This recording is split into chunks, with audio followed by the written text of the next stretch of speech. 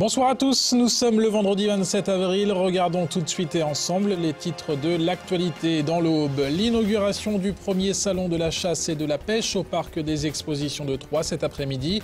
Une inauguration agitée, l'association Animalis avait prévu une action du body painting. 2 militants presque nus ont voulu marquer l'esprit des visiteurs. Ils protestaient contre les pratiques de chasse qu'ils considèrent comme cruelles. Après la chasse, un autre loisir apprécié dans l'Aube, moins critiqué, la marche à pied. La randonnée des Cadoles est organisée le 1er mai au Risset. Il s'agit d'un circuit pédestre d'une quinzaine de kilomètres à travers le vignoble où il sera possible de découvrir ces cadoles, des cabanes de vignerons. Dans le journal, vous découvrirez mieux ces abris en pierre ronde typiques du sud champenois. Et puis une idée de loisir pendant ces vacances plutôt pluvieuses. La piscine, le complexe aquatique d'Arcis-sur-Aube est ouvert depuis 1 an maintenant et il semble avoir trouvé sa clientèle. Depuis son ouverture, la piscine a enregistré 200 000 entrées. C'est largement au-dessus des meilleures prévisions. Une manifestation originale donc cet après-midi à l'occasion de l'ouverture du salon de la chasse et de la pêche au parc des expositions de Troyes. 2 membres d'un très jeune collectif anti-chasse se sont retrouvés dans l'après-midi. Ils voulaient protester contre les pratiques de chasse dans le département en manifestant de façon pacifique, quasiment nus, avec le corpin. Le reportage au parc des expositions de Troyes de Christian Vieira. Le premier salon de la pêche et de la chasse à Troyes a ouvert ses portes aujourd'hui. Un thème qui ne fait pas que des heureux. À bas la chasse à courre, non à la honte française. La chasse n'est pas un moyen de réguler la population des animaux. La chasse est une pratique barbare. Ces 2 militants se sont présentés à l'entrée du salon à 15 h. Ils sont venus délivrer leurs arguments dans un département qui compte près de 10 000 chasseurs. Nous, bien sûr, on voudrait que la France arrête d'autoriser des gens comme ça à aller dans les forêts, se munir d'un fusil et de tuer des animaux sans que sans que tout le monde s'en fiche. Je rappelle, c'est 30 millions d'animaux en France, c'est énorme. Ce salon aujourd'hui soit le premier salon de la chasse et de la pêche à Troyes et soit également le dernier. Pour la Fédération des chasseurs de l'Aube, arrêter cette pratique est devenu impossible. Actuellement, comme prédateur, il ne reste plus que l'homme. Même si maintenant il commence à apparaître de nouveau des loups en France. Mais a-t-on besoin d'un prédateur comme ça dans un espace qui n'est plus tout à fait naturel? Nous sommes des prédateurs, faut le reconnaître. Chacun est libre de ce qu'il pense et de ce qu'il fait. Plantés devant l'entrée, ces 2 manifestants ont suscité sourires et discussions. Il y a le beau gibier, hein. C'est un gibier à plume, moi, à poil.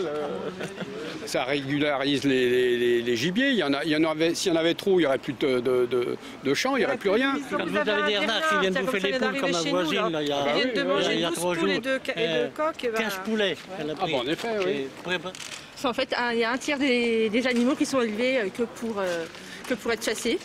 Donc ce n'est pas du tout un moyen de régulation comme on le prétend. Des gens qui vont cueillir des champignons le dimanche sont prises pour des animaux et ils sont tirés comme des lapins. Il ne faut pas oublier, c'est 100 victimes humaines et 20 personnes qui en meurent.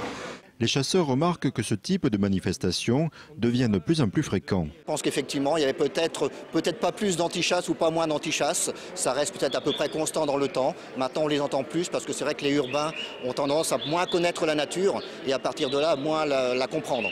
Quels que soient les points de vue, le salon de la chasse vous accueille durant tout ce week-end. Et avec ou sans manifestation, le salon de la chasse ouvre donc ses portes à nouveau demain et dimanche au parc des expositions de Troyes. Le maire de Troyes, ministre de l'économie et des finances, chez Petit-Jean aujourd'hui. C'est la première visite de François Barouin depuis la reprise fin février de l'entreprise de Saint-André-les-Vergers par les Saoudiens d'Al Babtein. Ces derniers avaient permis de conserver 450 emplois, un temps menacé dans l'agglomération troyenne. François Barouin tenait à visiter les locaux du fabricant de candélabres pour notamment rencontrer les nouveaux dirigeants. Au sortir de sa visite, le ministre s'est dit rassuré par la stratégie de l'entreprise pour le bassin d'emploi troyen. Écoutez-le au micro de Raphaël Mailly. Petit-Jean, c'est une entreprise très importante de notre bassin d'emploi. C'est l'une des entreprises les plus identitaires de l'agglomération de Troyes et du département, avec Vachette, avec Lacoste. Il y a un nouvel actionnaire, il y a une nouvelle stratégie, il y a près de 500 emplois qui sont évidemment très présents ici. Il y a un savoir-faire et donc c'était intéressant. Et c'est un actionnaire solide qui a déjà investi plusieurs millions, 7,5 millions. Il y a des perspectives à 14 millions, il y a des perspectives de développement. Il y a un savoir-faire, il y a une main-d'œuvre très qualifiée ici comme dans d'autres entreprises entreprises de notre département et on est là pour assurer aussi les perspectives de développement. Petitjean peut aujourd'hui s'appuyer sur un investisseur qui a une stratégie au long cours, qui est une stratégie industrielle de développement et de conquête de marché. Donc c'est naturellement rassurant pour les salariés comme pour les entreprises et donc pour le territoire. Vous avez sûrement déjà croisé ces cabanes de pierre ronde sur la côte des Bars. Ces cadoles sont souvent situées au cœur du vignoble ou dans les bois. Elles datent de plusieurs siècles. Pour les redécouvrir, une randonnée familiale est organisée mardi 1er mai au Risset. Un circuit pédestre d'une quinzaine de kilomètres où l'historique et les caractéristiques de ces cabanes de vignerons seront expliquées. Aurélie Juignet a rencontré un passionné de vieilles pierres qui connaît particulièrement bien ces maisonnettes. Le reportage. On peut parfois passer à côté sans les voir. Ces cabanes de pierre sont des cadoles ou des loges, deux noms pour désigner ces maisons bâties par des vignerons il y a environ 300 ans. Ça servait d'abri du vigneron. Le vigneron était bien au chaud, au doux l'hiver et au frais l'été. Quand on pense que les plus grandes vignes, les vignes les plus loin étaient à 3 km, ils ne rentraient pas le midi pour manger. Donc, ils mangeaient là-dedans, ils se mettaient à l'abri, et parfois dormait. Guy Lazzarotti est passionné par les vieilles pierres. Dans le Bar-Sécanais, il a recensé plus de 150 cadoles aux ruines. Il a participé à la restauration de plusieurs d'entre elles. Il en a lui-même construit 5 avec son fils. Typique de la Champagne du Sud, ces cabanes n'ont pas de fondation et sont bâties à partir des pierres ramassées dans les vignes. On commençait à empiler, faire les murs de soutènement, les murs verticaux, les murs pleins. Et arrivé à 1,50 m à peu près, on commence à diminuer, on attaque l'encorbellement. C'est circulaire toujours, et en dégradé. Et on finit par une pointe, dans laquelle au-dessus on laisse l'orifice, le trou de fumée. En moyenne, les cadoles sont hautes de 2 mètres. 5 à 6 personnes peuvent s'asseoir autour d'un feu, comme dans un tipi indien. Ces constructions en pierre calcaire sont bâties méthodiquement. C'est empilé. Mais empilé avec intelligence, hein, c'est pas fait comme ça. Vous savez que quand on commence à faire le surplomb ici, c'est en décalé, c'est pas évident. Parce que vous faites un rang, 2 rangs, si c'est trop ressorti ou pas assez, hop, tout descend. C'est ça, là c'est compliqué. Aucun ciment n'est utilisé, donc malgré ces 20 à 25 tonnes de pierre, une cadole reste un édifice fragile. L'important, c'est de ne pas monter dessus. Parce qu'il suffit qu'on monte dessus, on décale les pierres, elles ne sont pas scellées. Et vous décalez une pierre, et après, les autres suivent. D'année en année, ça descend. La végétation qui les camoufle si bien est aussi nécessaire. Les racines de ces arbres maintiennent les pierres.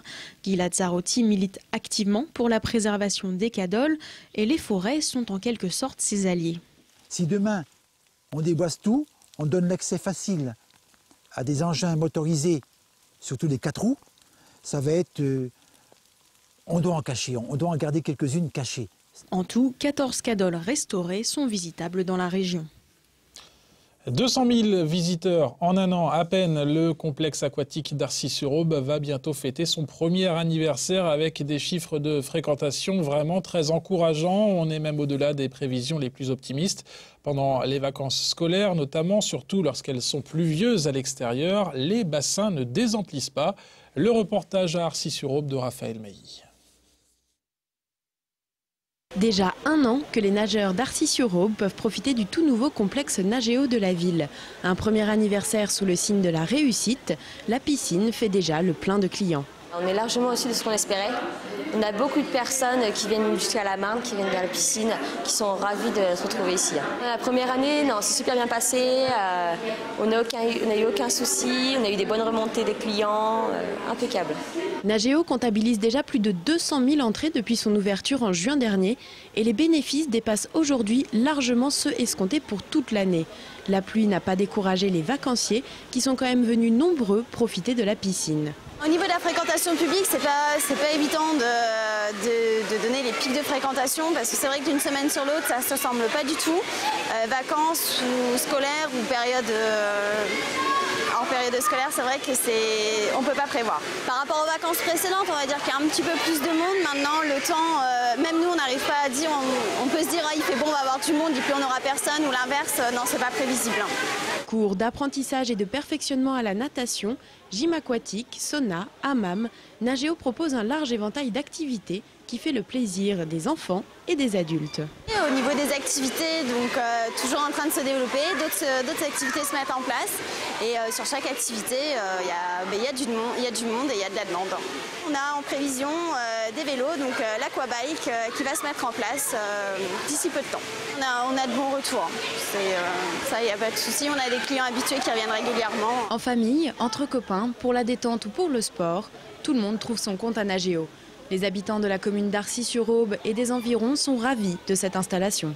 Maintenant qu'il y a une piscine, c'est bien, il y a besoin d'aller moins loin, on peut y aller plus souvent et puis on se retrouve entre copines.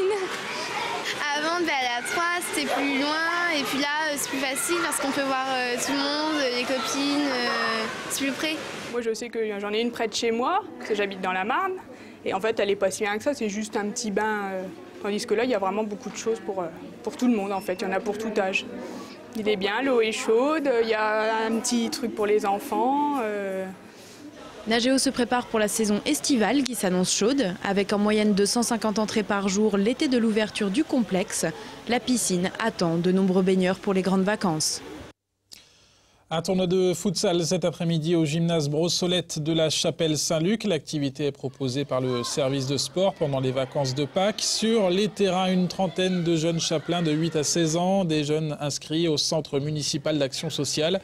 Le futsal a été choisi car c'est le sport le plus demandé par les garçons mais aussi par les filles. À la fin du tournoi, 20 chapelains se sont vus offrir par le Grand 3 des stages à l'Estac. Les meilleurs évidemment mais aussi les plus méritants, les plus fair-play pourront donc fouler les terrains du club professionnel voisin l'été prochain. Avant de refermer ce journal, un dernier mot de musique. On connaît le prochain invité d'honneur des Nuits de Champagne. Pour sa 25e édition, le Festival de musique troyen accueillera Maxime Le Forestier. 18 ans après sa première venue comme invité d'honneur, c'était en 1994. Le chanteur de la Maison Bleue ou encore de Né quelque part revient à Troyes. L'édition 2012 est baptisée L'Écho des Étoiles.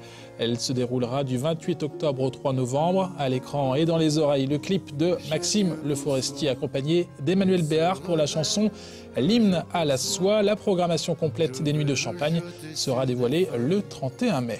Où je t'effleure, où je t'effeuille, sur le papier ça va de soi. Soit tu me cueilles doucement. Voilà, c'est la fin de cette édition. Merci de votre attention. Dans un instant, la météo de votre week-end dans l'Aube. Peut-être un long week-end sans pluie, normalement, si vous faites le pont du 1er mai. Pas de pont, en revanche, pour la rédaction de Canal 32. On se retrouve lundi pour un nouveau JT.